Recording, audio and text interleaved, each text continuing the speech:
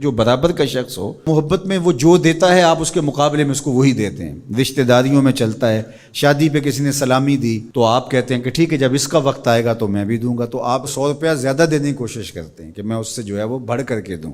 تو برابر میں تو یہی ہوتا ہے، تحفہ دیا تو مقابلے میں تحفہ دیا. لیکن ایک غریب آدمی ہے، اس کو ایک امیر آدمی اس کی ضرورت کو پورا کرتا ہے تو وہ اب کہے کہ میں بھی اس کو دوں تو وہ کہاں سے دے گا؟ تو پھر وہ کیا کرے گا؟ وہ اس کو اس کے بدلے میں دعائیں دے گا، چونکہ وہ اس پیسوں کے بدلے میں وہ اسے کچھ نہیں دے سکتا، دعائیں دے سکتا ہے. تو جو برابر کے ہوں وہ تو تحفے کے بدلے میں تحفہ دیتے ہیں. اللہ نے نعمتیں عطا کی اور ہم اس کے بدلے میں اس کو کوئی نعمت دے سکتے ہیں؟ وہ تو محتاج نہیں اور نہ ہم دے سکتے ہیں. تو پھر کیا کہا؟ احب اللہ لما یرزقکم من نعمہ، وہ تمہیں نعمتیں دیتا ہے تو محبت کیا کرو اس سے. یہ تقاضا ہے کہ تم اس سے پیار کرو، اور یہ محبت شکرانے کی صورت ہوگی، شکرانے کا رنگ ہوگا.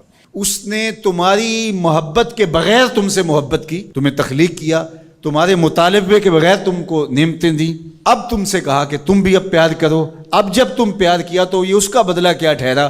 کہا کہ اگر تم محبت کرو گے تو سن لو پھر میں بھی تم سے پیار کروں گا. قل ان کنتم تحبون اللہ فاتبعونی یحببکم اللہ. اور اس محبت کا عالم کیا ہوگا؟ وہ ایک الگ شان ہے، اس کی ایک کیفیت الگ ہے، اس کا ایک جمال الگ ہے. اور دوسری بات فرمائی وَأَحِبُّونِي بِحُبِّ اللَّهِ، اور میرے سے محبت اللہ کی محبت کی وجہ سے کرو. یعنی میرے سے تم محبت کرو، میں تمہارے خدا کا بھی محبوب ہوں.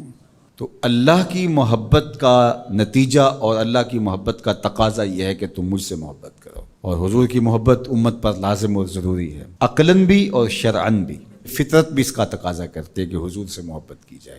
اب تیسری بات جو حضور نے ان کے بعد ارشاد فرمائی، وَأَحِبُّوا أَهْلَ بَيْتِي بِحُبِّي، اور میرے اہل بیت سے میری وجہ سے پیار کرو. تقوی کی وجہ سے، طہارت کی وجہ سے، نمازوں کی کثرت کی وجہ سے، علم کی وجہ سے. بہت ساری خوبیاں ہیں جس کی وجہ سے لوگ لوگوں سے پیار کرتے ہیں. صالحیت کی وجہ سے پیار کیا جاتا ہے. یہ خوبیاں تو کسی میں بھی ہوں، آپ اس سے پیار کریں گے. وہ حبشی نے یاد ہو، اس سے بھی پیار کریں گے. میرے زمانے سے صدیوں بعد کے زمانے میں پیدا ہونے والا ہو، اچھی خوبیوں کا حامل ہو، اس کے تقوی کی وجہ سے، اس کی طہارت کی وجہ سے، اس کی شرافت کی وجہ سے آپ اس سے پیار کریں گے، کیوں نہیں کریں گے؟ لیکن میں جو تمہیں اپنے اہل بیت سے محبت کرنے کا درس دے رہا ہوں وہ صرف اس لیے کہ وہ میری اولاد ہے، میری نسل ہے، میرے اہل بیت ہیں. اللہ اکبر. چونکہ محبت تقاضا کرتی ہے کہ محبوب کی نسبتوں کا بھی احترام کیا جائے. کلو منصوب الی محبوب محبوب. عربی کا ایک مقولہ ہے، ہر شے جو محبوب سے منسوب ہو وہ بھی محبوب ہوتی ہے. یہ محبت تقاضا کرتی ہے، یہ محبت ہمیں سکھاتی ہے کہ محبوب سے منسوب چیزوں کا بھی احترام کیا جائے، ان کی تعظیم بجا لائی جائے. تو کہا میری اولاد سے، جو میری نسل ہے اس سے پیار کرو، میرے اہل بیت سے پیار کرو. بے حبی، میری محبت کی وجہ سے، میری الفت کی وجہ سے.